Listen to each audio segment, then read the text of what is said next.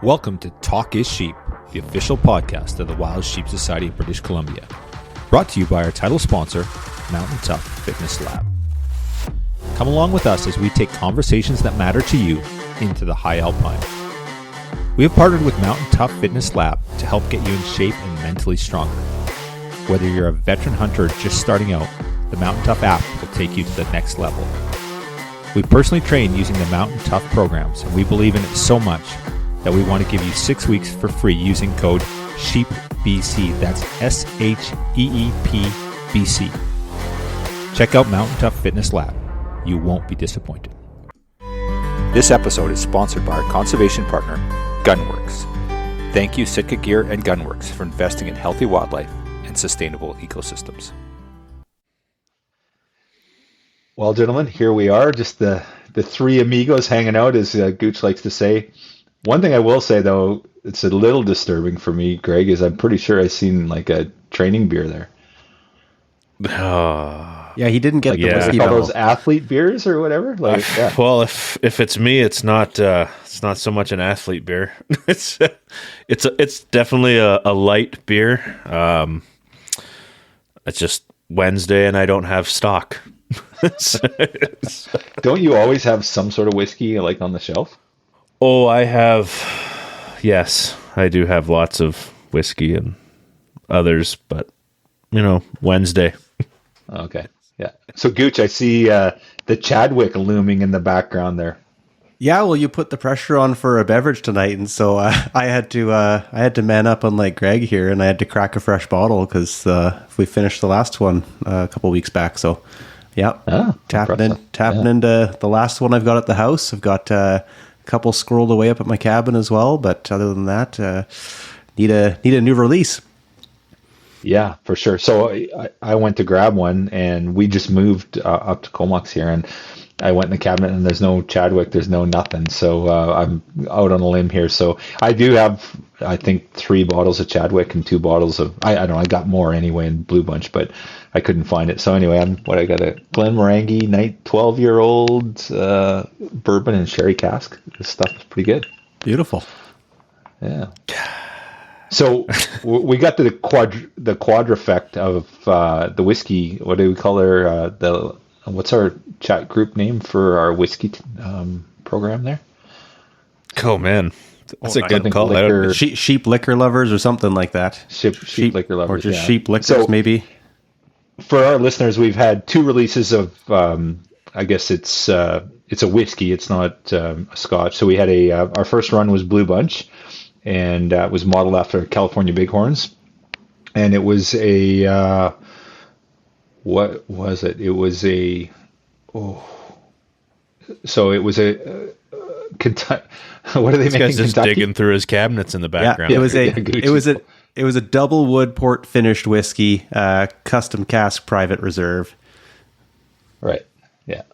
Okay, so we had that, and then we built the Chadwick, which was a single malt, and it's pretty awesome. Both of them are good.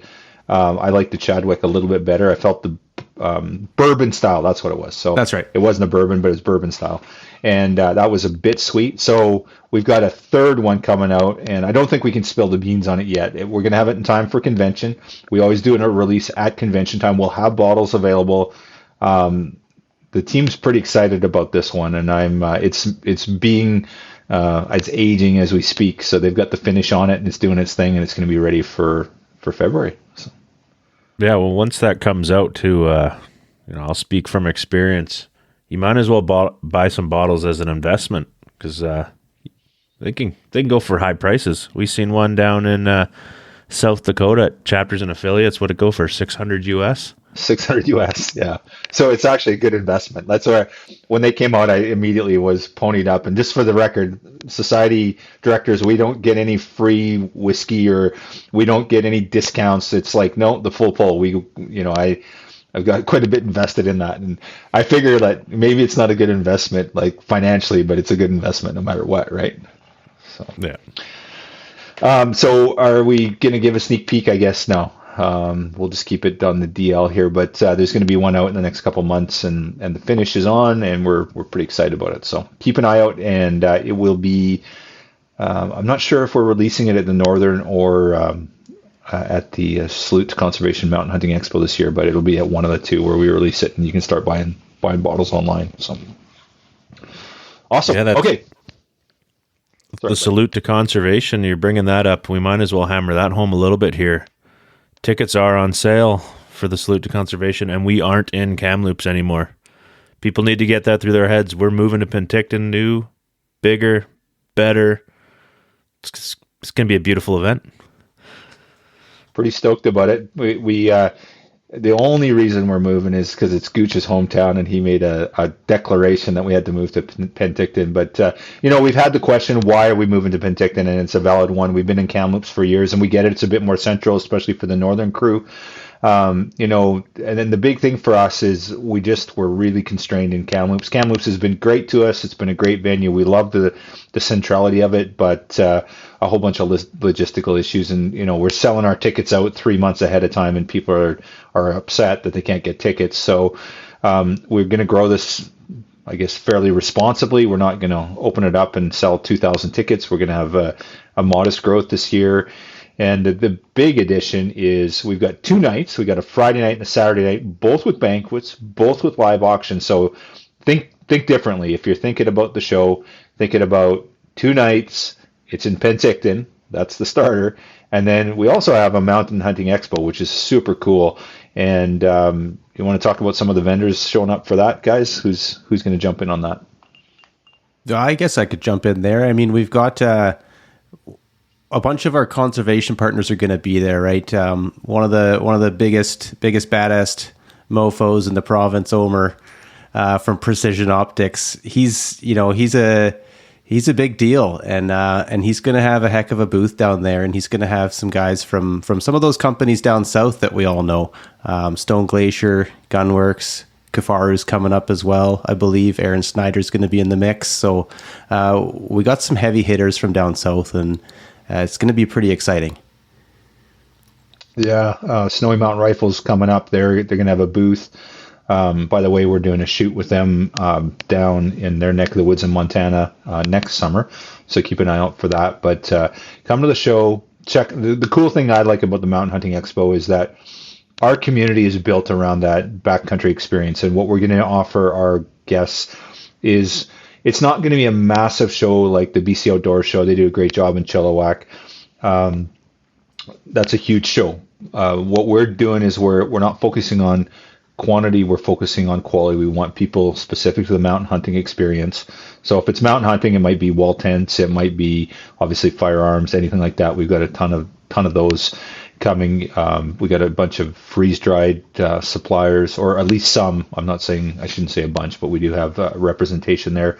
But if you wanted to try on some Sitka gear, or some Stone Glacier stuff, or you wanted to try on the latest Kafaru pack, this is the place to come. And we just wanted to give our members and our supporters this opportunity to all congregate, and then also support those that are really supporting us, our conservation partners and beyond. It's not exclusive to the Precision Optics of the world. Obviously, there's people that are coming that are outside that circle as well, and we're super stoked about it. So we got a really, really solid lineup this year, and it's going to be fun. We got a lot of really cool things going on, a bunch of stuff that we can't mention yet. And speaking of whiskey, what's going on Thursday? Well, let's start from the top. So Thursday, we're actually going to hold a disease symposium. So we're actually going to do some sheep work while we're at it.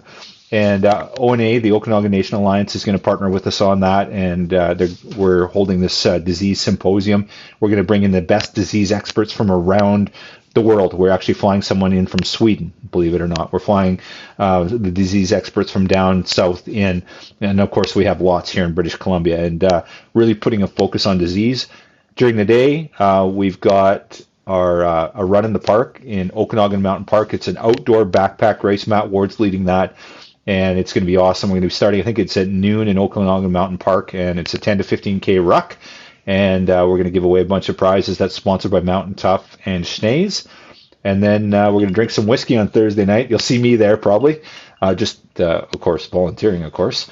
And that's going to be awesome. So Nalawag's leading that for us. And then Matt Ward, again, is showing up there because he's a whiskey lover. And that's where we're going to have our new whiskey there. So you're going to get to try that out. and a bunch of premium whiskeys. It's a whiskey and cigar night. What did Greg say we're calling it? What's the name of it? Drinks for dolls. Something to support. Drinks for Dolls with an A. Yeah. So that's going to be awesome. We got to be clear on this ruck for conservation. It's not like the backpack race. You don't want to have a little beverage in you before you do it. You will not fare well. This is a serious race. Yeah. And it's for men and women. So there'll be a men's category and a women's category. And if the women beat the men, that's going to be even awesomer. We'll have to like ante up an extra prize for that for sure. So, the sheep community's got a few outstanding women out there that are going to put the hurt on some of those guys for sure. I'm not worried about Tanis. I'm not putting money on Tanis this year. Yeah, she's going to have to heal up first. So, but okay. So then on Friday we've got our Sleuths Conservation starts off. It kicks off at 10 a.m. Registration is happening, and we open up the doors, and you go in there, check out all the vendors. We're going to have raffles. We're going to have silent auction. 5 o'clock. Well, the one thing that's huge this year that I'm super stoked about is the Sheep Hunting University. So we've got the best of the best giving seminars on what it's like to be a mountain hunter. And so if you want to learn, this is the place to go. So Ray Weens from Ray Weens Taxidermy is going to be there, and he's going to be doing what Ray Weens does. He's going to show you how to cape out an animal. He's going to bring in an actual animal and do it for us. We've got Adam Foss is going to be there, and Adam was there last year, and people just love what he talks about. He'll switch it up this year in terms of content, and it's going to be super engaging for sure. You won't want to miss that. We got Adam Yonke's going to be doing some boot work, talking about how to select the proper gear for the mountains and foot care and all that sort of important stuff. The big one that is insane is Aaron Snyder's going to be there doing a talk and a seminar both days, and we've all seen Aaron's videos, and the guy's a genius, right? So there's so much knowledge there to learn, and to have him there and to sit there and learn from that guy and then ask him questions, it's absolutely phenomenal. Julie McQueen's keynote. It's going to be a phenomenal weekend. So that's Sheep Hunting University all day Friday, all day Saturday, 5 o'clock p.m. The doors open to the banquet, and we got a banquet Friday and Saturday night. Now, one thing to keep in mind, and I'm talking lots here, I'm sorry, is that you don't need to be a member, right? So if you want to come check it out, just come check it out. Buy tickets, go to the website. This is an opportunity to get a taste of what we do as the society. So if you're outside the country, Greg is going to buy whiskey for anyone that's coming from anywhere outside of Canada or BC for that matter. That's included with your registration, is Greg's buying that. And okay, maybe I'm joking a bit there, but I'm not going to object, as long as I'm drinking it with you. No. So come check it out. We'd love to have you.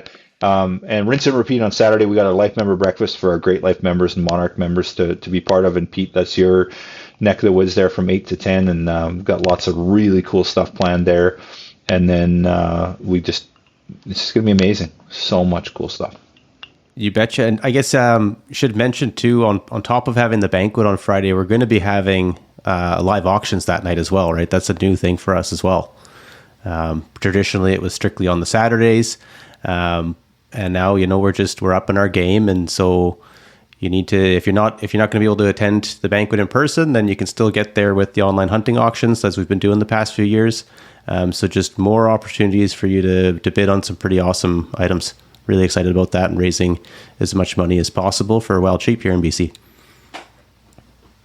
Well said, Gooch. What are we missing? Are we missing anything about the weekend? It's just going to be, as usual, we have phenomenal lineup of raffles and live auctions, and the big thing is we get our wild sheep family together, and it's just a freaking great time. Yeah, and those wild sheep raffles are live right now as well, so you don't want to miss out on those hunts and the sheep camp and the heli hog hunt. That's one you want to do. Absolutely. Don't forget, we talked tons about our move to Penticton. So the new Kamloops to our Penticton event, Friday night, Saturday night. Don't need to be a member. So these are all things. So everyone's welcome. For the ladies, we've got our new film Beyond Bonds. We're going to show that on Friday night. We just had a great meeting. Thank you guys for your hard work in that meeting. And we're going to be premiering that film on Friday night. And so come and check it out. It talks about, women involvement in hunting and sort of the evolution and the experience that Rebecca Peters and Renee Thornton have gone through. They're both, I guess, the stars of the film, if you will. And it's just a great message and 20-minute runtime, and then we're going to show that on the Friday night. So for the ladies out there that if you're thinking, it's for my husband or whatever, it's not. We have stuff for you too.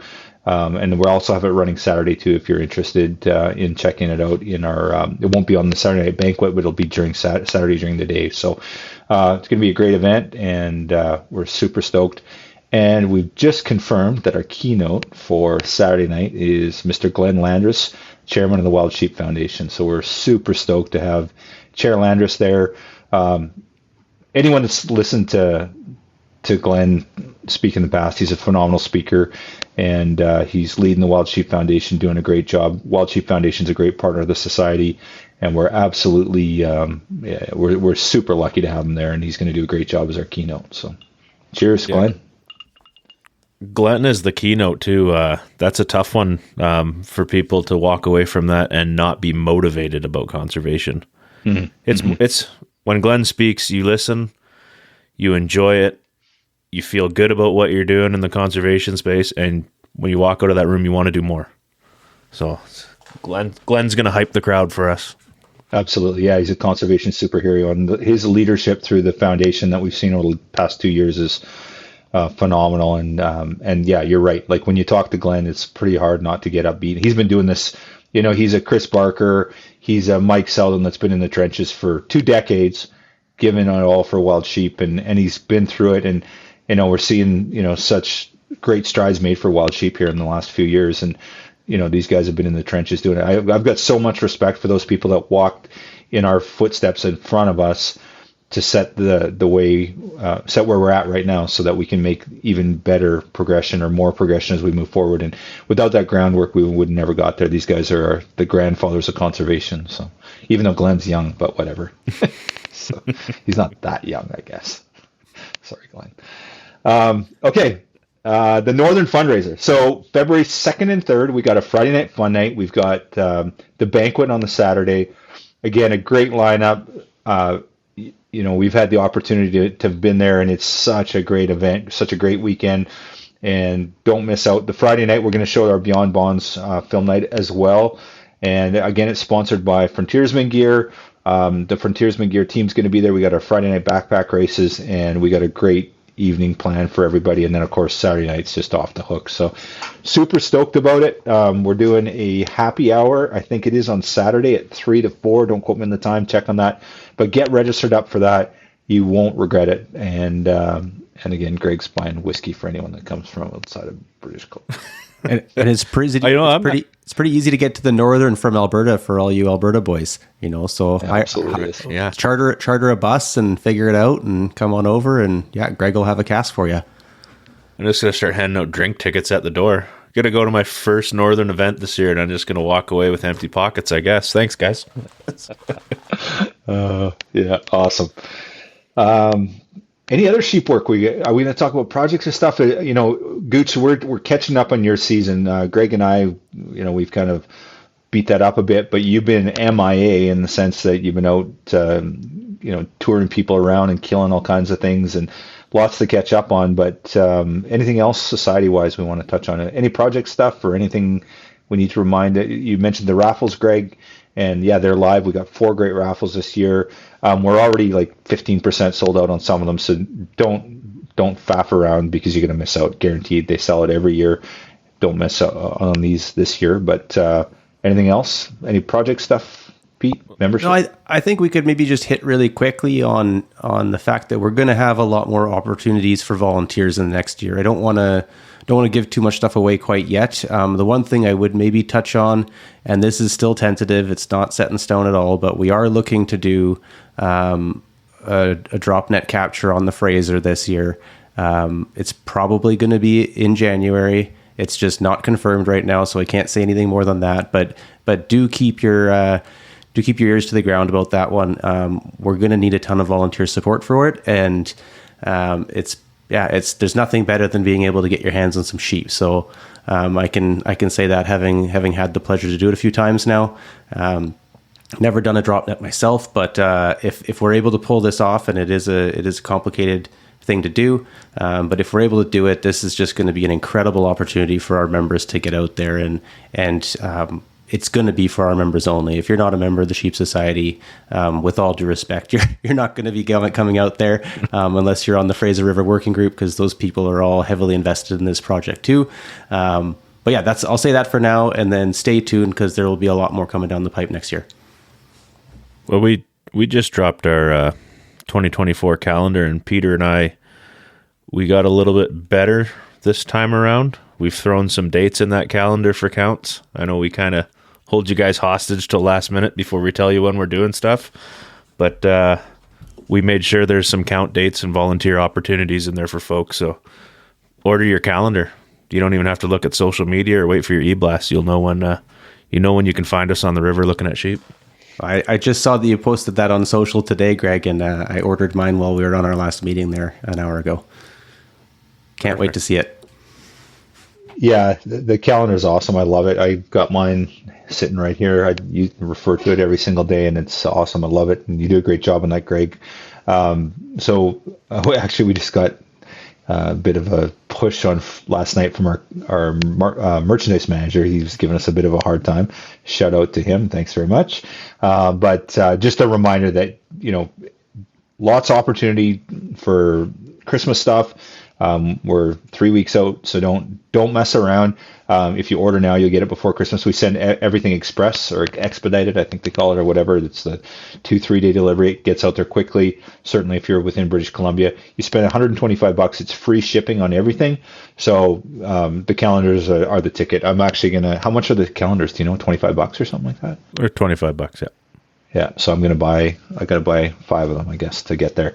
But yeah, these are great giveaways, and awesome. And their artwork, they're absolutely beautiful. We look at all the great photographers that's in our community, and Greg, I know you lead that, but I know it's not just your artwork in there. There's other people too, so it's a great opportunity to grab some calendars and spread the message, and they're great Christmas gifts. It's relatively inexpensive. You can just hand them out to your friends. So my recommendation is go and buy 5 or 10 of them and hand them out, and keep 2 or 3 for yourself. So yeah, and the media awards we're taking nominations for that right now. If you want to send those in, and if you're the photographer of the year, you end up front and center on the cover of that calendar. So more reason. Is it Jose Alonso that won last year?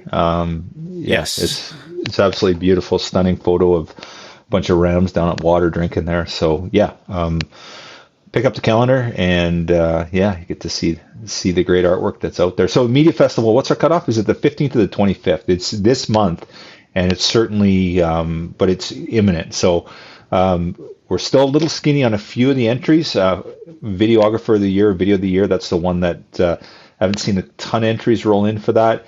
And great prizes. Sitka Gear sponsors it, and we give away Sitka jackets.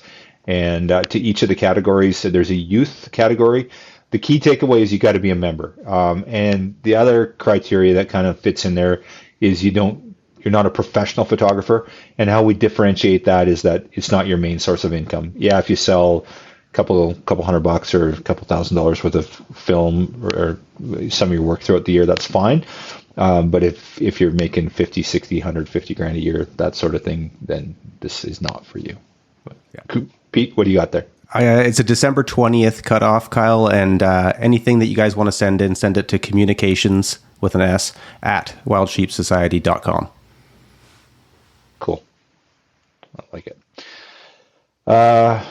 Wind farms. Are we going to put some solar panels in sheep range? How does that sound? Should we talk some controversy? Man. Maybe we should talk some politics here. Some sneaky moves happening over there in the Kootenays. They tried to hammer out a wind farm proposal right in the middle of sheep country. We got collared ewes right there. And, the other ungulates are frequently habituating that area. It's just, that area doesn't need any more industry, or I'm trying to bite my tongue here. I can't put it so eloquently. I could argue otherwise in that there was two 195-inch rams shot out of that area in the last month here, but I get it, not right there, and I'm joking, obviously. But and it's interesting, and a huge shout out to our members again. Kyle, I won't say his last name, S, not Stelter, reached out and said, "Hey, like, look at this. This is not good." And to be honest, I didn't know about it. I'm sure other people maybe didn't. I didn't know about it, and so right away, Greg, thanks to bring it up to our board, right away we jumped on it, and I think we got a lot of feedback in saying that this is a bad idea. Basically, the idea is that in Region 4, and specifically Elko was the big one for us, but there was 4 or 5 polygons that were right in prime wildlife habitat. It was like great habitat. It was winter range for wild sheep in the case of Elko, and they were going to put, well, it was stage 1. It was the investigative stage of putting in solar farms. So if you've ever seen a solar farm, well, we've seen what they look like with all the panels, but then they fence it off and they put 8 foot high exclusionary fencing on, and it's a train wreck, right? So it would have been absolutely devastating for wildlife. And so thanks to our members for caring, for pointing that out. And again, just I guess for our membership, Pete, your membership chair, but it's great to have our members reach out when they have concerns. And if we can get behind a cause like this, we will. We'll do everything we can to support the right thing for wild sheep. And again, this was driven by a member. This was not board driven. It was grassroots. And then we got on board and we got a lot of really good, I think a lot of comments went in saying this is a bad idea. And I think, writing's on the wall for that one. So. Yeah. For folks, if you've got an issue and you want to bring it up to us, you can send it through our social media. You can email any one of us on the board. You shoot us a text. You can message us on social media individually. If it fits what we do, we will get it out there. And just speaking on the solar farm, I think we got it in front of, it was almost 20,000 people within 3 days. We're heard. We'll make it heard too. Like we're not going to beat around the bush, and we're going to come at it head on. Awesome, Greg. Well, hats off to you for bringing that to the board and getting that out there. And again, our members for stepping up and letting us know that there's a problem. So, all right, Gooch. So Gooch disappears for months at a time. We have no idea where he is. Somebody says he's hunting or guiding or something, but regardless, he comes back and regales us with all kinds of stories. So we're not going to complain. So let's talk about your year in the Northwest Territories and what it looked like. Yeah, so it was my second year doing a partial season up at Arctic Red River Outfitters in the Northwest Territories. I got connected with Tavis and Rebecca Molnar through Ben Storak, who owns Arcadia Outfitting down here in British Columbia. He's also been a longtime guide up at Arctic Red. And now him and Tavis have just partnered on Iron North Outfitting. It's Chris Widrig's old outfit in the Yukon. That's kind of got freshly released here just in the last week or so on social media, so I can finally speak towards it. But yeah, I ended up doing 3 hunts this year, kind of from the tail end of August until the end of September. And I can't speak highly enough for working up at Arctic Red. The country up there is, it just leaves me speechless, to be quite honest. The country's so vast. You can look for miles and miles in any direction, and everything seems attainable to get to it. And I'm a bit of an adventurous spirit or something along those lines, and so that really just speaks to me. I love the wild and love just kind of being out there and never seeing another soul for as long as I'm walking out there. So yeah, just had a great season, did 3 hunts. I had, it was 2-on-1 clients each time. And so predominantly chasing caribou, had a moose hunt as well in the mix, and got into some other things as well. Like what? Well, we got fortunate. So I if you want to just chronological it, my first hunt of the year was a 10-day 2-on-1 for caribou. and we got dropped off in one of our spots and went backpacking for a few days and found a bull. Ended up, caribou hunting is kind of organized chaos, is how one of the other guides put it to me last year. And I think that's pretty sound advice there. They never seem to do what you think they're going to do. They're just kind of, I don't know, one day they could be standing still all day long, and the next day they could be running around the entire day that you see them, and anything in between. And so, yeah, we had pretty hot weather in the tail end of August and well into September this year.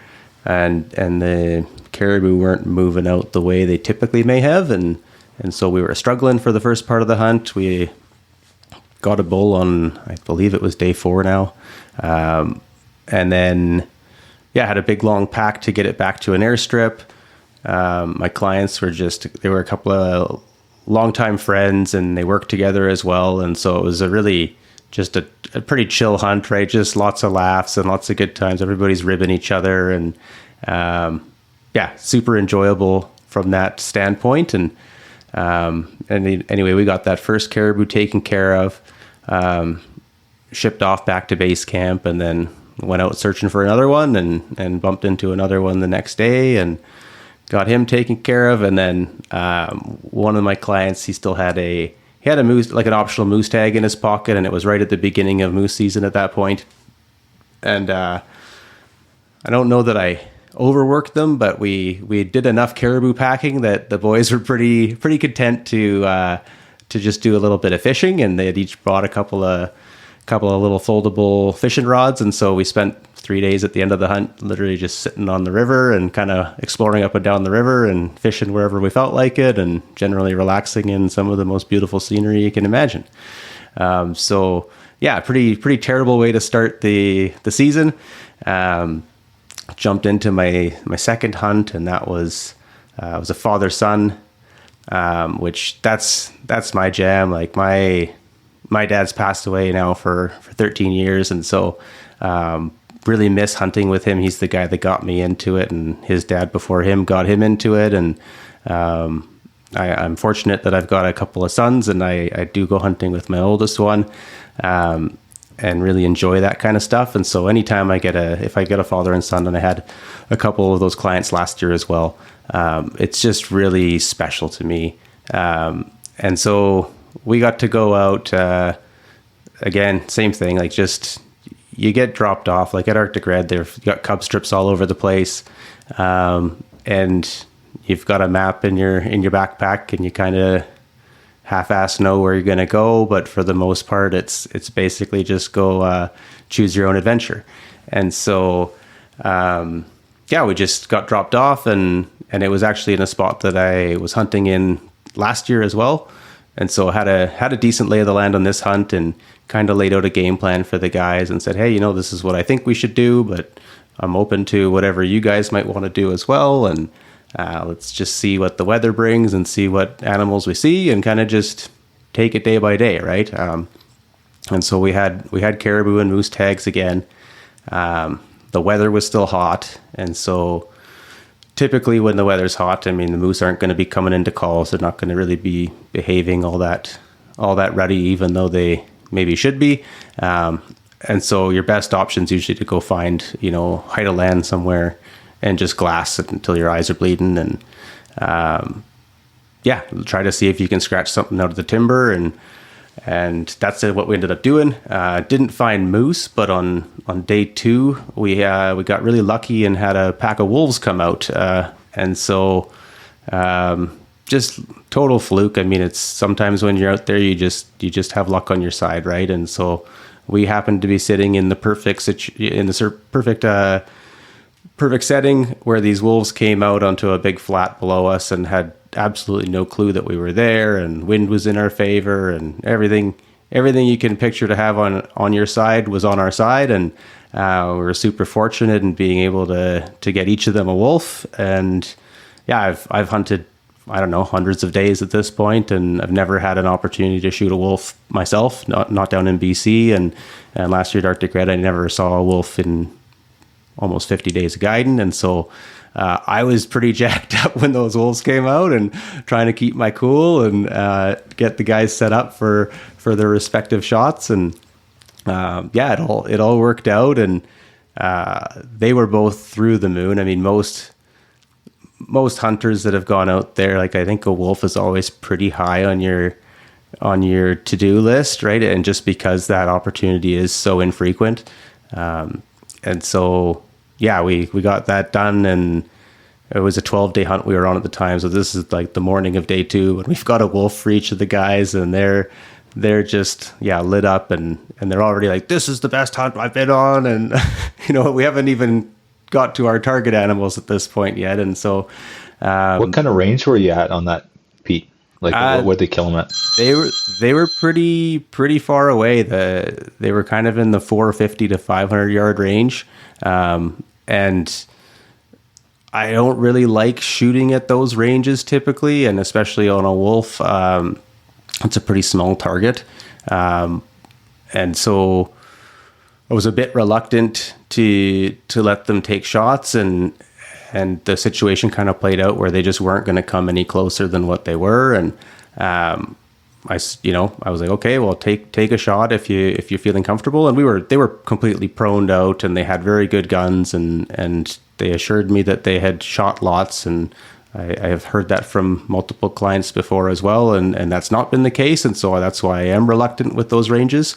But at this point, it's like, well, if they're not going to come closer, if you want to take a crack, then take a crack. And if it doesn't go well, then you're not going to get another crack, right? And so wolves are incredibly intelligent animals, and they just typically don't give you those opportunities. And so it worked out well. Like the dad made a really, really good shot, and the son was, he missed his first one and then ended up getting it on the second one. And so it worked out as well as it could have, really. And I was pretty surprised that they made those shots, to be quite honest. And but yeah, it worked out well. We ended up getting the wolves together for a photo, and I haven't posted it online or anything like that. But yeah, we got to take a bunch of photos, and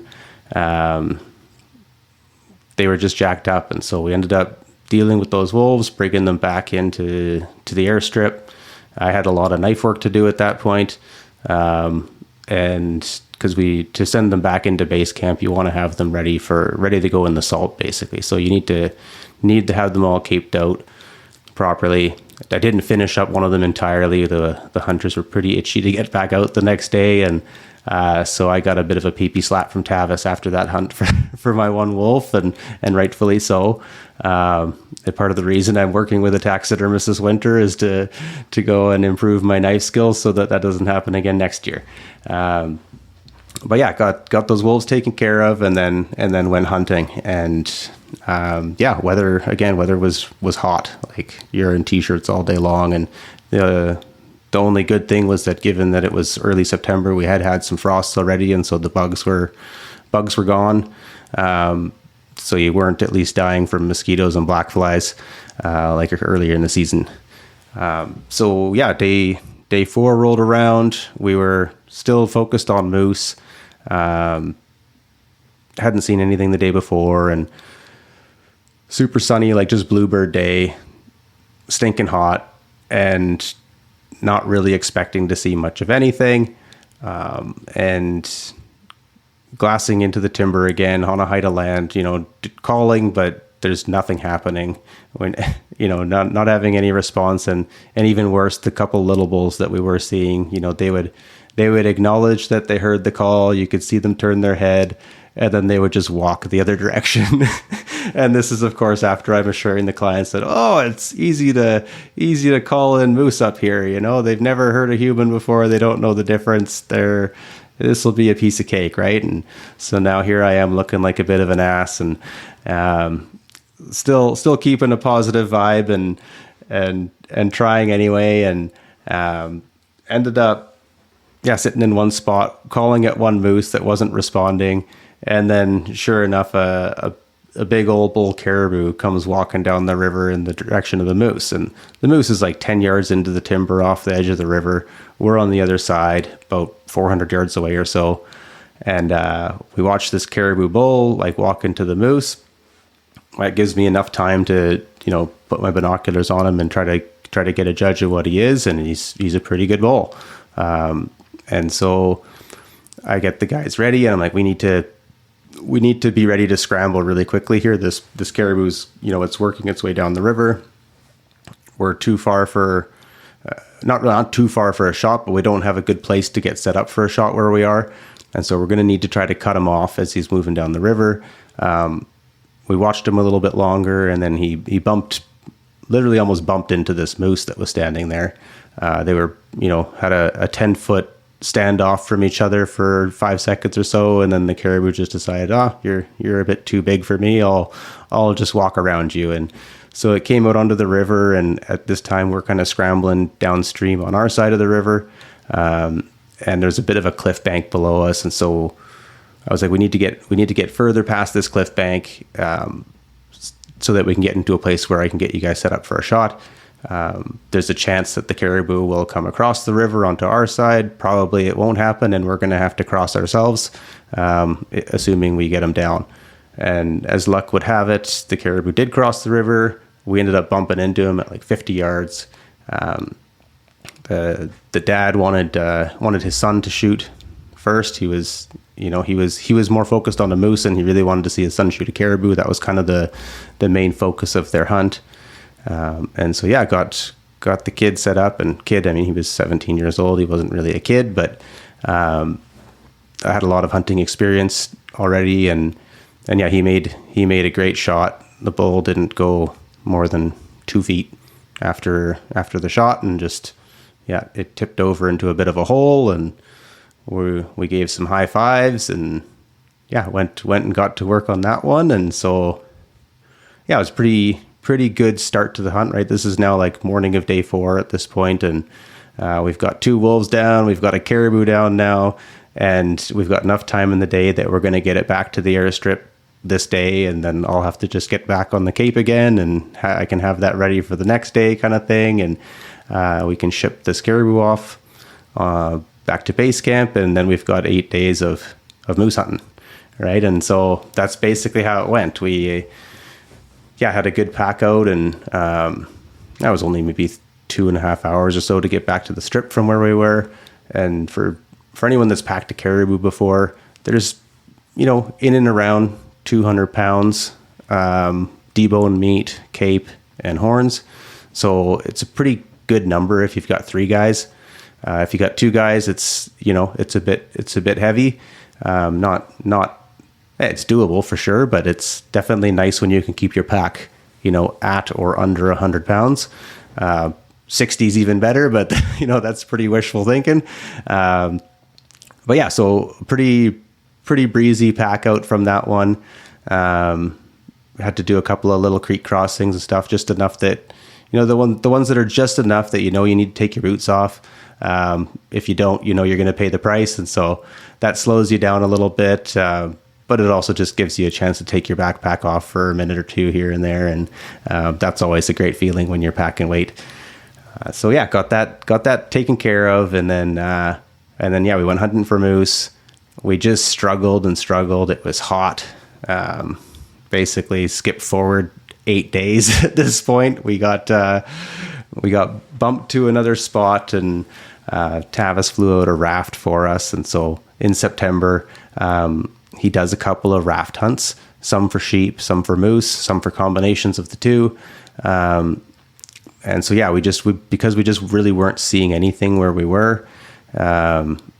He moved us, and this was kind of like, it's the first time I've moved on a hunt. I've never asked for it prior to this one. And, it was just really the only moose we were seeing were small, and we weren't seeing very many, like really for September up there.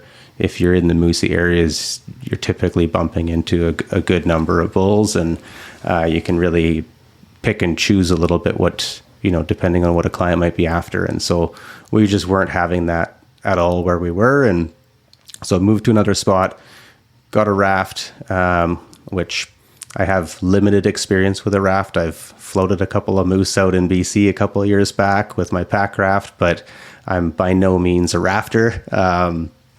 Fortunately for me, these guys had a lot of rafting experience. They do a bunch of it down in Idaho, Montana, fly fishing trips and things of that nature. And so between the three of us, we just went on a big adventure. Had I think 50 kilometers of river to work with essentially, and a few days to do it. And so just an adventure. I mean, if you've ever seen any pictures from Arctic Red, and I know Adam Foss has just been posting a bunch this week, and I just look at them and it just gets me all hot and bothered for next year. And it's just incredible country.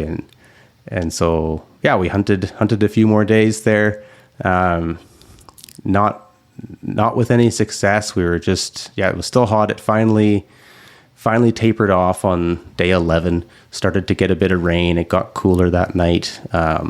Bit of snow in the mountains up on top, but definitely moosier conditions, but we still hadn't found ourselves a bull yet. And at this point, the dad of the trip, he was getting a bit antsy, right? I mean, it's a lot of money for anyone to spend to go hunting up there, and in general, any outfitted hunt is pretty expensive, and so you put a lot of pressure on yourself. And so he was definitely a little worked up about that. And I just remain positive. I'm always, every day, all day long, there's always a chance. If you're out there, if you're working for it, you never know what's going to happen, 1 minute to the next. Right. And so,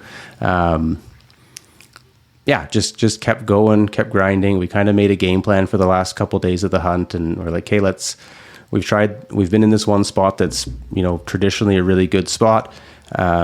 Just weren't seeing anything decent as far as bulls go, and made a plan that we would float, one section of the river one day, check out another good spot for the remainder of that day. And then basically on the last day, it was like, we need to make a Hail Mary to get back down to base camp.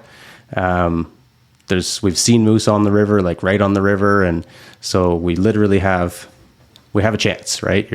There's always a chance. And so, as luck would have it, it paid off, right? And so on the last day, miserable piss and rain day, everybody's in their, rain gear, soaking wet. It's just above freezing. We packed up our camps in the dark. Everything's wet, and just for anyone that's ever set up or taken down camp in the rain, it's basically the worst. You can't help but get everything wet. Or maybe someone's more intelligent than I am, but I haven't figured out a system to keep things dry yet. You do pretty good on some things, but we're throwing in, soaking wet tents into our backpacks and everything else. And, off we went paddling down the river and trying to find old Bullwinkle. And, 2 hours into our float, we rounded a corner, and there's a bull and a cow standing on the river 600 yards in front of us. And I'm at the back of the raft and kind of essentially the rudder, and the guys in front they're all the muscle to keep us going. And so when we saw these moose, I just dropped my paddle right away, and binoculars are up, trying to get a range on the moose, trying to judge the moose. The raft just starts spinning in circles, and I'm like, oh shit, we gotta get this straightened out. And we ended up kind of just bumping into one of the beaches along the river, and the moose they've seen us at this point, but they don't really know what we are. Again, we're like 500-600 yards away at this point. They see movement on the river. The raft is dark blue. It's pretty low to the ground. It's not really, there's not enough of us for them to really know what's going on. And so they're looking at us, and we're like, hey, this is a bit too far to be shooting at right now. And so we need to get a bit closer. And so just kind of watching the moose push back into the river, floating, and it's super braided at this point. And so you're looking ahead and you're like, oh, it looks like it's straight down the river, but really it's like the river's got a turn in it, and they're kind of 2-3 braids over from you, and you don't really know which one to be on, and all these things. So we got as close as we dared to get. Ended up being at about 350 yards when we beached it again. Client got a good rest on the boat itself. and made a really good shot. And yeah, that was it. It was last day of the hunt. Had, basically a few hours now to deal with this moose and get it to the point that we can ship it back out. And really fortunate in the Northwest Territories that we're allowed to use helicopters. And so for moose hunting up at Arctic Red, we basically sling them out. So I still have to break down the whole animal. You need to debone it. You need to, take care of things still, but you don't need to pack it more than 10 feet, which if you've ever taken a moose in your life, in BC or wherever else, they're even bigger up in the Northwest Territories. They're just gigantic. Picture a draft horse. That's what you're dealing with. And so, yeah, just an immense amount of meat and hide and horn to deal with. And it's pretty awesome when you can call a chopper to come and pick it up, and basically all you have to do is lift all the meat a couple of times, once off the animal itself, and then a second time into the net to sling away. So we got all that done and dusted, and I think it was like 3 p.m. or something like that by the time we shipped the moose out, and had 2 hours of daylight left, and I was on the inReach with Tavis, and hey, clients wouldn't mind getting a ride back to base camp, and he's like, oh no, it's a pretty busy flying day today, so you guys should just hop on the raft and make your own way here, kind of thing, right? And so I gave the clients the good news, and we just jumped back in the boat, and they had to make like a 23 or 25 kilometer push to get back to base camp, and I don't know, we were all through the roof at that point. Like there's nothing better than working hard for something and then achieving what you were after, right? And so, just a great ending to that trip. Son got the caribou, that was his dream animal. Dad got his moose on the last second. They both got a wolf. Yeah, it was just incredible. Really, really great time with some really great people, and I think memories that will last a lifetime for all three of us. That's awesome. How big was the moose? What was the spread, would you say? It ended up going about 58 inches, which for up there is not huge. It's not, it's not a bad moose at all. It's really got some really nice tines to it. Nice tine length, big long tines on its brows as well. Not a ton of mass compared to some, and the palms weren't as big as others out there, but yeah, an absolutely beautiful looking moose. And, client was just, absolutely stoked with it. And so that's all you can ask for as a guide, is if your client's happy, you've done your job at that point, right? So with you, Pete, I know that was your first kind of longer season up there. I know you're an experienced hunter, but something like that, like a 58, would you know he was just sub 60, or were you pretty confident?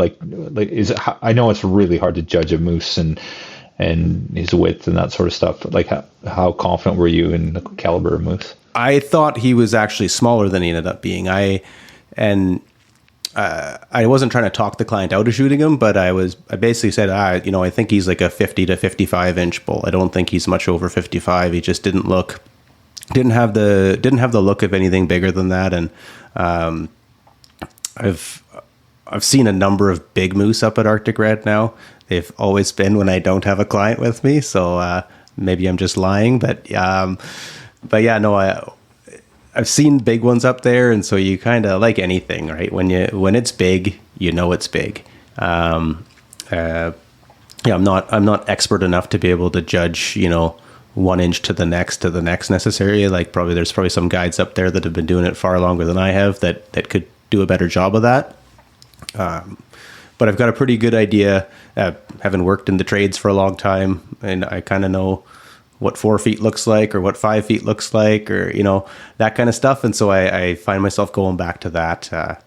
And then the one thing that fools you with moose up there is that their bodies are as big as they are. If you try to compare them even to moose in northern BC, you might think it's smaller than it is. And that was certainly the case with this bull. Mm-hmm. With caribou up there, just out of curiosity, what are the populations like? I know, BC, some areas are struggling quite a bit. What do they look like in the territories? I think they're pretty strong still. I don't have a huge knowledge base to go off of. Again, I've only been up there for a couple of years, so I can't compare it to maybe what it was a decade ago or things of that nature. But from conversations with the other guides and even other guides that work at other outfits in the areas around there, they seem to be doing pretty good. Caribou move a lot year to year, right? Just because you saw them on one mountain one year doesn't mean that they're going to be there the next year. They're different than sheep that are that way, right? Like, a ram mountain is kind of always a ram mountain unless something really bad happens to the population there. Caribou seem to just do different things. And I know last year in the neighboring outfit, they had just an absolute whack of caribou out on the flats in September, and like to the point that the outfitter there had never seen that number in that area ever before. It was just a new thing, and they were just doing that year, and this year they weren't. We saw on my hunts and then chatting with the other guides up there, we saw great numbers of caribou in different spots. They weren't in places that they may have typically been, like in that same, pick 1 week in September last year versus this year versus 5 years ago.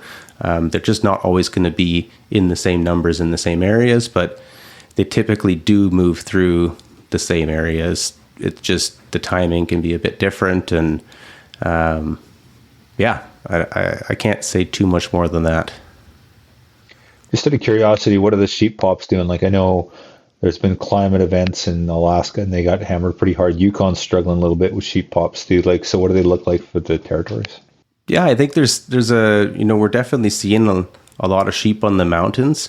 And I think most clients are still finding success. I haven't done any sheep guiding yet at Arctic Red, so can't speak from personal experience. That should be changing next year here. And so, yeah, there's definitely a lot of sheep around there. They have had, different weather events if they had a couple of bad winters a few years back.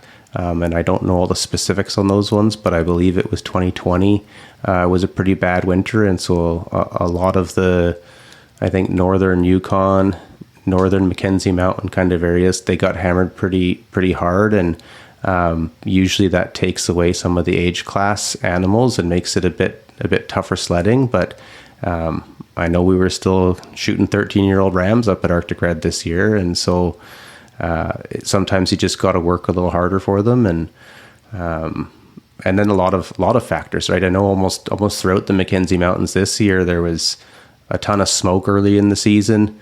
There was pretty big forest fires in the Nibouti this summer and northern BC as well.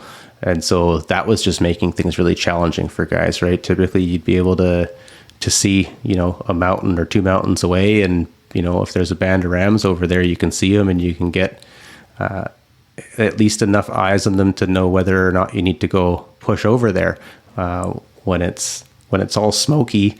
And I've hunted in smoky conditions before for goats down here in BC. And yeah, when it's smoky and you just can't see anything, man, it makes it tough just makes hunting tough. Like when your visibility is 500 yards or less, that's pretty brutal.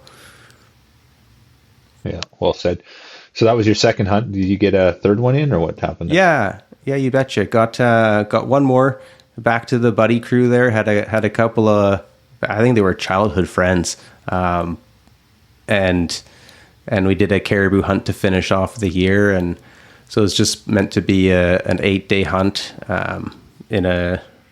I don't know what it is, but September 22nd has just been a hot day for me. Last year at Arctic Red, I had a client and that was the first day of the hunt. Well, it was actually the second day. He got weathered by one day, but it ended up becoming our first day of the hunt.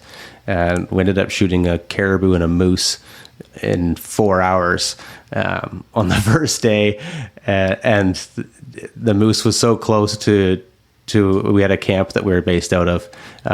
We ended up shooting the moose so close to camp that we had to sling the carcass away just because we didn't want a grizz coming in and messing with the cabin and everything else, right? And so this year was yeah, same deal. Day one of the hunt, weather was the shits. It was like completely socked in. We could only see 200 yards out the cabin door. Different cabin. I seem to be having luck with that with the cabin hunts at the end of the season. So I'm sure I've got that out of my system now, and Tavis will have me living in a pump tent for for the rest of my days. But yeah, we were based in a cabin. Couldn't see anything. There was literally no point to go leave the cabin. You might as well just pour yourself another cup of coffee and look out the window every once in a while. And so that's what we're doing. Just, having a chat and getting to know each other a bit, and kind of knowing that, that last hunt of the season up there for caribou is typically when you see the most caribou. Might not be the biggest bull every time, but usually the caribou are just really pushing through, and they're in certain spots, and as guides, we're all kind of lined out in different areas along the fronts of the range, and the caribou are just moving out and getting ready for action. And so we just hung out in the camp. I drank far too much coffee that day, and occasionally went outside to relieve myself. Occasionally went outside just to open the door and have a change of scenery for 10 seconds. And on one of those checks, opened the front door, and there was a herd of 5 bulls that were moving across the valley. They were like 300 yards away from the cabin door, and we were wildly unprepared to go chase them. We're all, just in our socks and Crocs kind of deal. And so scrambled to get boots on and get guns, get backpacks, whatever we needed to go and put a quick chase. Again, caribou, organized chaos. These ones were moving. I just saw right away that there was a couple bulls that had good frames to them. I didn't really look any harder than that. I was like, yeah, it's worth going for a run and see what happens, right? And we ended up pushing down the creek from the cabin a couple 100 yards. The caribou were kind of milling about on the hillside across from us at about 350 yards. And I took a better look at them with my binoculars, told the guys, yeah, these are, a couple of good bulls. They're not spectacular. They're not something you have to shoot on day one. We can probably find something better if that's what you're into. But they're totally respectable bulls, and the choice is yours. And they were both just like, yep, let's do this. And so they got proned out, had their backpacks. I'm not a fan of having guys shoot at the same time, the whole 1, 2, 3 and kaboom. From my experience, doesn't really work that well. Usually one person's jumping the gun, or the second guy gets rattled by the first shot or something of that nature. And so I kind of just said, hey, okay, whichever one of you wants to shoot first. I don't care who it is, but you guys can flip a coin quickly or whatever you want. They made the decision that, okay, Roger's going to shoot first. And so he takes a crack at, and at this point I've told him, okay, there's this caribou and there's that caribou. And I'm trying to make sure that each guy's shooting at the right animal. And there's 3 other bulls in the mix that aren't as good. They're still not terrible bulls, but they're not really what I would want those guys shooting.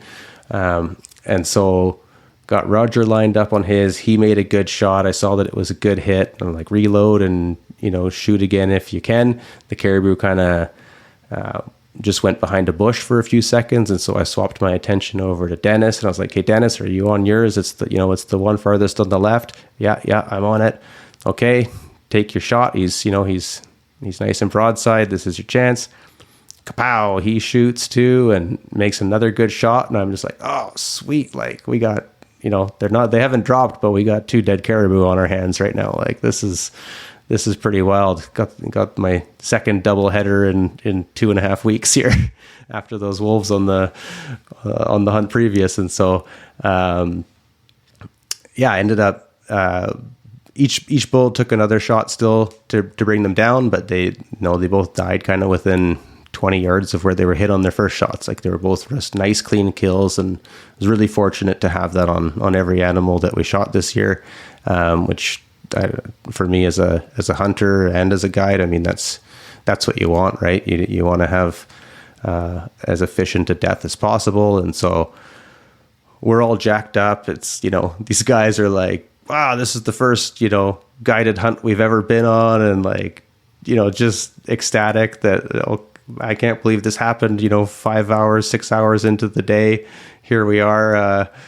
We've got our caribou down, and they were there purely for caribou. They didn't, there was no moose tags in the cards for those guys. And so, we're just stoked, and we're like, okay, we gotta hop across this creek here and pound through the willows and get over up onto this hill that the caribou are on. And like, you guys, you couldn't have killed these things in a better spot. We're in like the best possible areas. It's nice and open. The bushes are only 1.5 feet tall.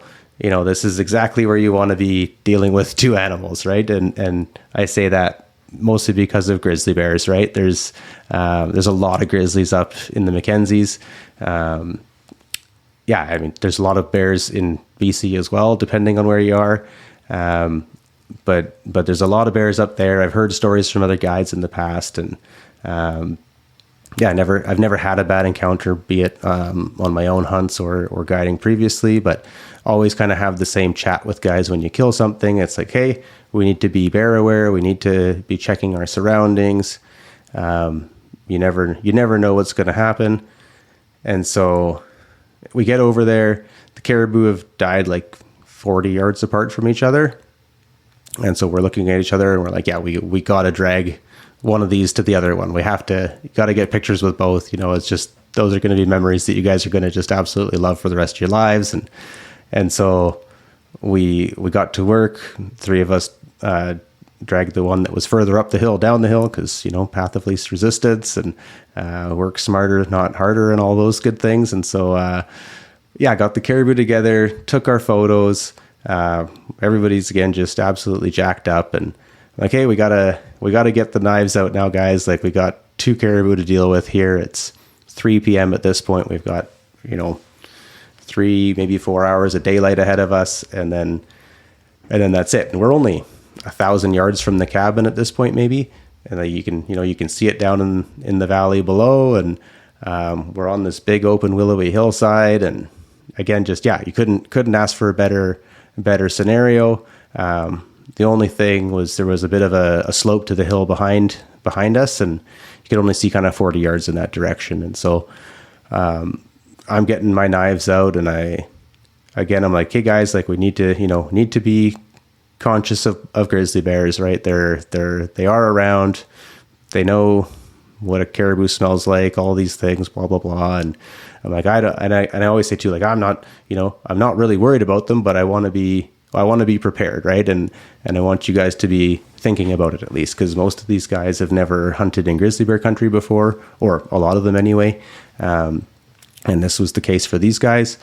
And I literally made my first incision down the spine of one of the caribou, like on the hide, just pulling that off, and started, skinning the one half of the hide off. And I wasn't into it for more than a minute, maybe. And Dennis just goes, "Oh shit, there's a grizzly right behind you." And I'm just at first you think, oh, you're screwing with me, like, very funny, haha. But I could tell in the tone and in the look on his face that he was absolutely serious. And it's different, isn't it? You just know, right? Oh yeah. Like, oh, for sure. Yeah. And so I've got my gun laying right beside me when I'm working on an animal, and I never have one in the chamber. I always have a magazine full, and that's the safest way to have a gun as far as I'm concerned. And so I just in one smooth motion picked up the gun and stood up and spun around, and see that, yes, there is a grizzly 40 yards from me, staring right at me. Wasn't a big bear, thankfully for me. I racked around, and I'm yelling at this thing, telling it where to go and how to get there, and kind of encouraging the clients to do the same thing. At this point, I'm like, we're on 2 kills right now, guys. This bear is coming in because it wants a meal. It can absolutely smell these caribou. It's right downwind of us. It can absolutely smell us. And it's now kind of it's a showdown at this point, right? It knows what this is, and it knows what the reward is if it can push us off of these carcasses, and all of these kind of things are playing through my mind. So again, I'm acting aggressively towards the bear in the hopes that I can scare it away. Unfortunately, that was not the case. The bear initially, when I stood up, it stood on its hinds, and you know, that's just, they do that all the time to get a better view of things, and get a better appraisal of the situation. And so ended up being, it was a sow, and so she stood on her hinds, and then she dropped right down right away and just came full tilt right at us, and like full on grizzly bear run. Like, oh yeah, 100% full on charge. Because now you got like 2 seconds, like 40 yards. Yeah, full charge. That's like you got 2 seconds. Yeah, when guys like, sorry, dude, but guys don't put one in the chamber or whatever. And it's like you're not gonna have time to rack one. Like if a big bear runs from 40 yards, you're not gonna have time to rack and shoot. It's impossible. You can't do it, right? Like it's like you have 2 seconds. Yeah, you betcha. I mean, a grizzly can run as fast as a horse, right? It's not a slow animal by any means. And so, yeah, I had one in the chamber already, and time moved really slow in this circumstance for me. Like it's, you kind of enter that flow state or whatever it is, because I think your body or your mind or both of them are aware that this is a serious situation. And, so I remember it vividly, like and I remember thinking a lot of things in a very short amount of time. I was thinking about, is this a bluff charge? Playing around the scenario of, no, it has our wind. It's smelling me. It's smelling the caribou. It's coming in charging. I've been yelling at it. It's coming in to try to push us off. And I mean, it might have been a bluff charge at a couple of feet. She might have stopped. And so I kind of gave her the benefit of the doubt on the first few steps. And that might have been stupid of me. I don't know. But I, in my head in the moment, that was the right thing to do. And so I did let her take a few steps. And then before I knew it, she was just way too close. And so I ended up shooting her. I remember consciously being aware of, like, I'm aimed at her head. And I was like, no, I don't want to shoot her in the head. There's a chance that the bullet can deflect. I'd rather just put it straight in her chest and know that I've made a really deadly shot at that point, and one that's going to really put a lot of energy into her body and just like straight, like just, I mean, imagine you getting punched in the chest or whatever, right? Like it forces your whole body backwards typically. And so, yeah, that's what I did. I remember just dropping my aim down from aiming at the head to aiming down into the chest, and let one fly, and it rang true, smacked her right in the middle of the chest, and she ended up spinning with that shot, and I just reloaded and I put 2 more into her, and she kind of died right where she ended up starting, which, yeah, all happened in a couple of seconds essentially. And that was kind of it. At that point, I was like, okay, I'm out of ammo. I need to reload my gun. I've seen that the bear is down, but it's still a grizzly bear. It's now at the very, worst, it's possibly just an injured grizzly bear. I was pretty confident of my first shot, but it's still like I need to reload my gun. And that's when the adrenaline hit me. Like I remember just absolutely fumbling with my ammo, to put a couple more in the magazine, and before going over to the bear and ensuring that it was in fact dead. And the guys are just like, they don't even know what's happened yet. They're just like, like the cartoon character with his mouth agape, right? Just like, did that just happen? It's like, yeah, guys, like that just happened. And so, yeah, not a fun situation. Not one that I really wish had happened, but at the same time, I'm pretty happy with how I performed in the situation, and it certainly gives me confidence moving forward, and as a guide. And again, I'm not the most experienced by any stretch. Like there's a lot of guys that have far more years and days and whatever else done far more hunts than I have. But it's one of the things about being a guide is that you're responsible for your clients, right? You're responsible for their well-being, and it's something I take quite seriously. There's things that I need to improve on to be better at it. And, but in this situation, I felt like I performed pretty admirably. And, it left me just with that sense of confidence of going, okay, this has now happened to me. This is something I can reflect upon down the road and know that I got this in me if I'm ever called upon again to do it, which again, I hope never happens again. But, it's certainly part of being out in those wild places, right? You're in nature. This is their home, and you only spend a few weeks or months out there of the year, and they're out there all the time. So, just I don't know, a bit of spice to end the season. That's the thing, Pete. Like, you think about that, and like for our listeners, like I know you get it, and Greg's been there, and maybe everyone else gets it too. But like, if you think about it, logically, you think of a Ben Johnson, or that runs 100 meters in 10 seconds. So, like, that's from 0 to like 100 meters, and they do it in now they're doing it in sub 10 seconds, as we know. So you take a grizzly bear that can run much faster, has much greater acceleration, and they're at 40 yards.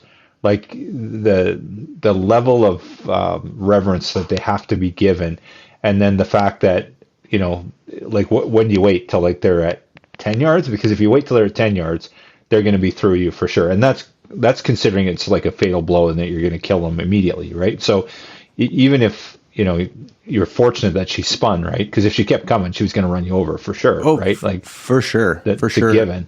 Yeah, and we measured it afterwards, and there was a bunch of blood that came out of her on that first shot, and it was 16 yards when I took that first shot, and so she did 40 to 16 in like a heartbeat, right?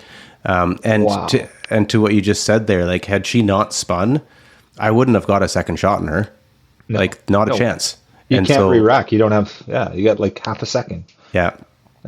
And so that's why, like, I look back on it and I'm kind of like, in hindsight, I kind of wish I had actually shot sooner. I'm thankful that it happened, that it ended up the way it ended up, but I don't know that I would give that much time the next time around, just knowing what happened in this situation. And again, it was also a smaller grizzly, right? This is probably at the oldest, it was a 4-year-old sow. It was a pretty young bear.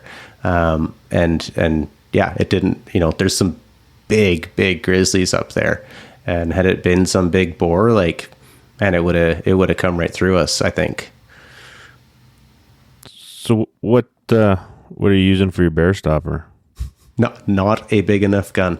I was going to ask that too. Yeah. Yeah. No, I've been packing around a 280 Ackley. And again, that's not bad though. It's not bad. And it's a gun that the reason I pack it around is that it's the gun that I'm most familiar with, and I can operate it blindfolded.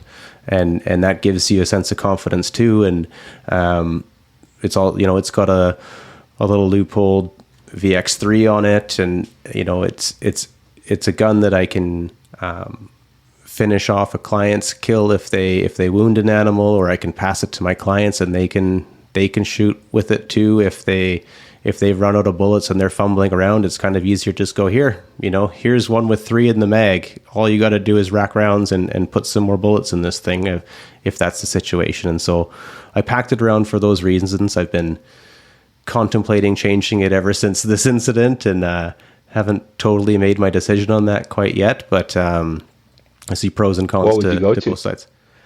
I don't know. I mean, most guys up there are running a 45-70 or a 12 gauge pump action. It's kind of the, something with a lot of... Tells you there's a lot of bears up there when they're running 45-70s and pump actions, right? Well, and these are guys that have decades of experience, right? And yeah, I mean, I'm not on here to brag about this grizzly incident. It's not something I wish happened, but a lot of those guys have had these same experiences in the past, right? It's just part of the job up there, and I think we're fortunate in the NWT that there's a protocol and a process to go through when this incident, or when an incident like this does happen, right? I had to end up caping that bear out, and removing the skull, We send it into the game branch in Norman Wells. I have to file a report that says this is what happened, this is the dates, all of these things.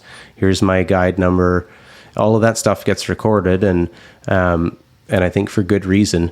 It's not that guys should be out there shooting every grizzly they see, right? That's not the point of it, right? But in a situation where it is a self-defense situation, it's nice to know that you kind of can go through that process and not be put through the ringer about it. Yeah, holy dynamite, man. That's crazy. I'm pretty sure next year, Tavis, he's just going to fly you up on September 21st, put you in a cabin, give you 6 sheep tags, 6 clients, and some grizzly tags, and then we'll call it a year, right? Yeah, no, Wow. yeah. We'll see what happens next year. It should be fun. I signed myself up for a full season, so yeah, I'll be doing some sheep stuff and early in the year at the very least, and then jumping into caribou and moose, I think. So yeah, we'll see what comes of it. So if you're going in for a full season, are you having to go in like a few weeks early to start cutting trails then too? Like starting, mid-July? Well, the season up there opens July 15th, so I'll be up there early in July as it is. There's not a lot for trail cutting. We do have a horse crew that runs up there. They actually trail them in from the Yukon. It takes like 8 days just to get them into the outfit. So pretty epic journey, just that end of things. But for the most part, we're just strictly a backpacking outfit. And so you don't really need to cut trails. You kind of just go wherever your feet and your mind will take you. I think the one thing we do have to cut on occasion is cub strips, right? Last year I got flown into one that hadn't been landed at in a few years, and I got dropped off with a pair of pruning shears, and then it was like, yeah, we'll see you tomorrow with the client. Get to work, That's cool. Did you do any helicopter stuff yourself? Like obviously Tavis uses it, but did you get to fly around in it much? Yeah, I ended up we got flown out of our or in and out of our second hunt with the helicopter. And that's not always the case, but it just sometimes it makes more sense to fly with the chopper, especially if you've got 2 clients, right? You can in one load you can get 3 guys on the chopper with all your gear, and it's just a single shot versus doing 3 cub trips. And yeah, weather plays into that. The chopper can fly and stuff that the airplanes can't. Fuel considerations, there's a bunch that goes into it, and just what else is going on for flights on any given day, right? It's always in flux up there. Things are changing, day to day and hour to hour. So a lot of logistics for Tavis to have to navigate, and any other outfitter up there. It's a complex business for sure. Does Tavis fly both of them? Does he fly the fixed and the chopper, or what? No, he doesn't fly the chopper, and I don't know that he has his chopper license. I don't think he does. Okay. But he brings in a company out of the Yukon, out of Whitehorse. They come in and do our flying for us, and yeah, he does fly fixed wing. He flies. He's got a couple of Super Cubs up there, and a Mall, and a Cessna 206 for bigger flights back and forth from Whitehorse. So. Yeah, he does a bunch of flying himself, and then also has other pilots that actually do more flying than he does. But yeah, a man of many skills and talents. Yeah, it'd be a lot of work, eh? Yeah. Yeah, I can only imagine. Super cool. Yeah, right on. And then you came back this year, and you did a little bit of work for Ben as well, too, or was that spring stuff, or what did you do there? Yeah, I did a spring bear hunt for Ben at Arcadia, and then I also just did a November mule deer hunt for him as well, which was a father-daughter. Got spoiled with those again this year, and so yeah, had a really awesome client there in November, and he brought his 9-year-old daughter with him, and so that was super cool because it was just reminded me of hunting with my own kid, right? You're teaching them the basics, and yeah, we got pretty fortunate. Got into a nice little 5x4 mule deer.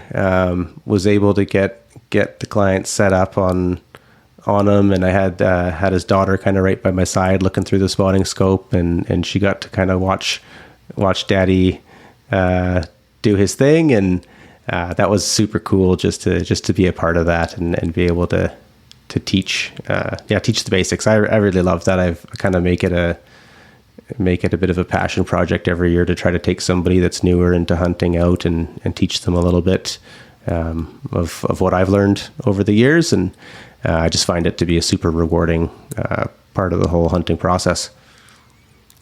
That's awesome, dude. Man, I'm doing something wrong. I got to change things up. It's pretty envious. Like, yeah, pretty epic year, dude. Yeah, did pretty good. I can't complain. I didn't shoot anything for myself this year, which is now 2 years in a row. So did you hunt yourself? I did, yeah. I had a Roosevelt. Oh, I know draw the this answer year. to this. Yeah. Yeah. No, I had a Roosevelt draw, and hunted it pretty hard. Didn't hunt it for as long as I probably should have. And then I was also just being pretty picky in particular because I've been fortunate enough to be on a couple of previous Roosevelt hunts, one for my good buddy Nolan Osborne a few years ago. That's been well documented. He shot a really incredible bull. And then a couple years after that, my brother drew one, and we were able to get a nice bull for him too. And so there was basically no way in hell that I could shoot a smaller bull than my brother's. So that was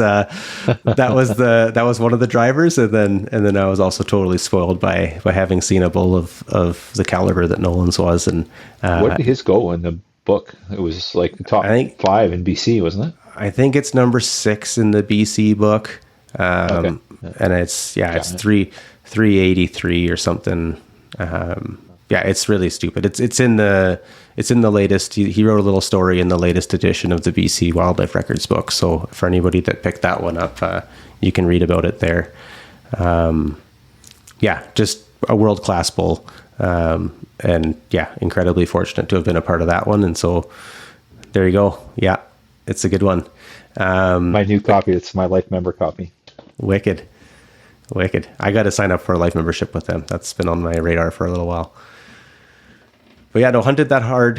Should have spent more time. Just when you're already guiding for, a good portion of the year, and you've got a wife and kids at home, you don't get as much time to do the things for yourself that you might like to. And so, I don't have regrets about it. I had a great time still. We worked hard. I had a really good buddy with me from Penticton. He came out and we had just a ton of laughs and we got into elk, saw some bulls that just weren't really what I was after, and had, I could have shot one. So I know that, it wasn't like it was a bad hunt by any stretch at all. I don't know what I got horseshoes up my ass when it comes to weather. I think I've spent now between 3 different Roosevelt hunts. I've spent 3.5 weeks on the coast in late October and November, and I think I've only had like 2 days of rain in that time. So, it's blessing and a curse, I guess. But didn't get it done. But you know what? That's just how she goes some days. So. All good. So Pete, does it change for you? Like I've heard this lots from guides. Nolan's talked lots about this, and like I don't know. It's almost like this benevolence with the guides. Like it's almost like there's more joy in guiding than killing something for themselves. And I don't know. I get that kind of too. Like if you take somebody out and mentor them, right? But to me, mentoring and guiding, like I don't know. But have you felt yourself, is there a change? Like, is it more rewarding to guide, or what's your feeling on that aspect of it?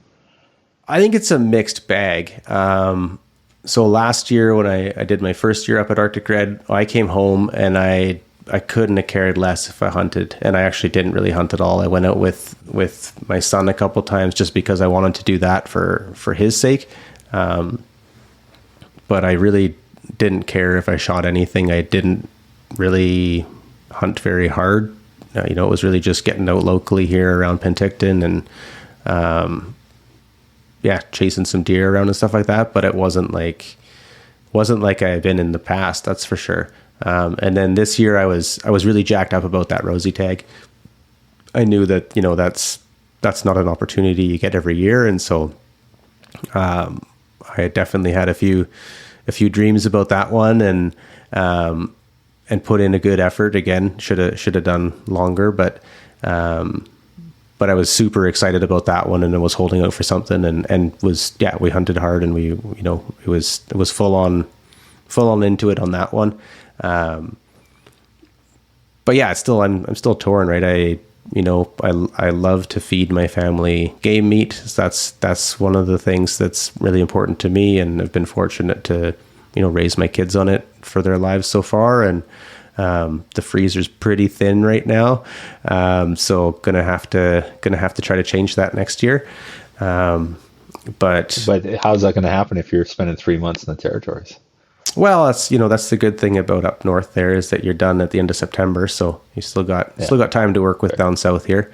Or even I haven't really convinced Emily that I'm allowed to do it quite yet, but I always hold out that if I drive up to Whitehorse and then I can drive down and on the way home I can, just add another week or two to the calendar. And so far I haven't been able to sell her on that one, but maybe 2024 is the year. We'll see. Awesome. Yeah, awesome. Well, hey, it's getting late, and I'm sure you guys have had enough of stuff. But we got to do this more often. We can sit here and BS for another 2 hours, honestly, and I'd love to hear more about it. But anything we need to wrap up with? Awesome season, and like just the whole Grizzly story is just jaw dropping, and like I've always envisioned that. Like I've never had that scenario. I've had close calls with grizzly bears, like 8-10 yards, but never a charge. Just like a bumbling younger grizzly that just walked by and decided he didn't want to kill me that day. But to get a full on charge like that's insane, dude. Crazy. Yeah, no, I mean, I would just say to anyone that's listening, if you've ever thought about going on a guided hunt in any of these remote areas, and I mean, I'm biased towards Arctic Red, but there's a number of other great outfits out there as well. You should do it. You should absolutely do it. Every client that I've had the last couple of years, they walk away from their hunts and they're just they can't believe how amazing it was, right? And it's the places you get to go to up there, right? To go to places that are that remote, to do it with professionals, and to have the flights behind you, or horses, or all these things, cabins and things of that nature, right? It's another level. And yeah, we're absolutely spoiled here in BC. I know I grew up hunting all over the province, and it was already like, I miss the fact that I can't go do, an August trip in BC now. I miss it because that was something that I did for many years. But I'm also just totally spoiled to get to go do it up in the Mackenzies. And so yeah, anyone listening, like book a hunt with an outfitter, and or go chase your own dreams of whatever hunt that might be. If you're a BC resi, same thing. Like, it's any time spent in the mountains is some of the best time you can possibly spend, as far as I'm concerned. I'm going to throw a curveball at you, and this is a tough one, but there's this reverence for the territories, and I hear it from Foss. I hear it from different, Adam's done tons of stuff in BC, Alberta, the Yukon, the territories, but there's this reverence for the territories, just a different level. It's just different. Now, you've experienced BC, you've experienced the territories. You're a quote resident hunter. You're doing it yourself. This isn't a guided hunt. Pete's going to go hunting, and and I know that there's not resident hunting in the territories, but let's say there's a scenario where like Pete's hunting the territories or Pete's hunting in BC. Are they comparable? Is it like territories is just like a different level? It's just, and I'm not talking about the guiding experience. I'm talking about like just going out in that experience. I would say it would depend where in BC you were going. The thing about the territories is, like you said, there is no resident pressure or minimal resident pressure. And so you're going into your hunt knowing that you're not going to see another soul, right? In BC, some spots you go in, you fly into a lake or jet boat up a river or take horses in or whatever it is, and then you go hike in another couple days, and then you see some other guy on the mountain beside you, and you're like, what the hell is this? Like, I thought I was going to have this place all to myself, and yet here are other people. And so that's to me, that's where the territories, that's the magic of it. It's just that you know that there is nobody else there. Like, when we're guiding, and if I were to just, not that I could just go hunt up there by myself, but like, you just know that no one else is there, right? I know where the other guides are when I'm up there. Like, I know, okay, there's, so-and-so is 20 kilometers that away, and another guy's going to be, 30 kilometers south of me or whatever it is, right? But you just know that everywhere in between is like, it's just me and the animals. It's me and nature. And for me, that's the biggest appeal of it. And, also I guess maybe the other thing is, in BC, we've got a lot of like just crappy country that you got to push through to get into the good stuff. And you don't have helicopters. No, but we don't. That's the big one. You don't have helicopters. for sure. But we don't really use them at Arctic Red in that capacity. And like Tavis is never going to drop you off on the top of the mountain. Like, he just won't. It's not going to happen. And so you don't like. It's more just like you don't have the bushwhacking that you get in BC. Up there, it's like it's shrub willows. There's some small alder stuff here and there. If you really wanted to get yourself into a jam and go hike into some willow thicket, like along the river or creek somewhere, like you could, but there's always options to get around it pretty easily. And then even the mountains, like they're big, but they're not like really, really big. And then there's always a decent way to get through them. I mean, you could, if you follow some creek or canyon, you could get cliffed out and things of that nature for sure.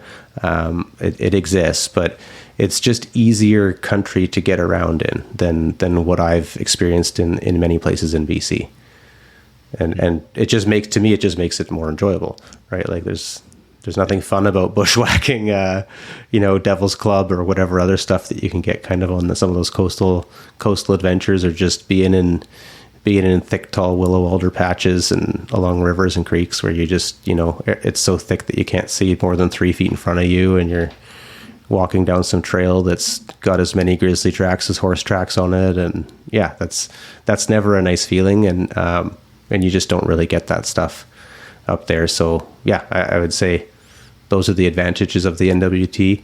But that said, I've been in some spectacular places in British Columbia as well. And, yeah, I'll be up in the Mackenzie Mountains, and I'll be dreaming about some of the mountains in BC. So it goes both ways. Yeah. Yeah. Awesome. Right on, Pete. Well, gents, thank you for your time tonight. And I guess, be a little remiss if we didn't take this moment to thank Tavis and Arctic Red River Outfitters. Tavis generously donated a caribou hunt to us last year, and so very committed to conservation. It's interesting. I was talking to Adam Foss and Wardo, and Wardo was saying just the sort of approach that Tavis has to conservation and managing wildlife, and just that sort of approach to it. And as I know that there's tons of outfitters like that. I'm not singling Tavis out, but I just know personally what I've heard from your experience, Wardo's experience, Adam, and a bunch of others. So super grateful for what's going on up there, and having the support that Arctic Red River's given us as well this past year is really cool. So and thanks for you facilitating that, Pete, because I know wasn't like Tavis was knocking our door down before you started working there. So I know you're always working that angle. So yeah, really grateful for it, and a huge shout out to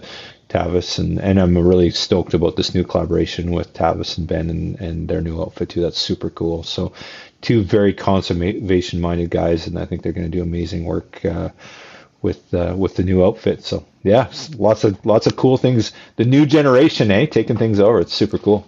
So yeah, you betcha. Yeah, couldn't have said it any better myself, Kyle.